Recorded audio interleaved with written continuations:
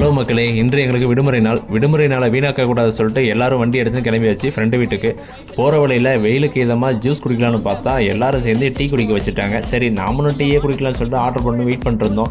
இன்று நம்ம எங்கே போகிறோம் பார்த்தீங்கன்னா எங்கள் அண்ணா வீட்டுக்கு தான் போயிட்டுருக்கோம். நான் வீடியோ எடுக்கும் போதெல்லாம் இவர் க்யூட்டாக ஒரு ரியாக்ஷன் கொடுப்பாரு. இந்த ரியாக்ஷன் யாருக்கெல்லாம் பிடிச்சிருக்கு கீழே கமெண்ட் பாக்ஸில் கமெண்ட் பண்ணுங்கள். அதுக்கப்புறம் எனக்கு பிடிச்ச டீக்கு பேமெண்ட் பண்ணிவிட்டு கிளம்பும் போது சரியான ஃபன் ஆயிடுச்சு.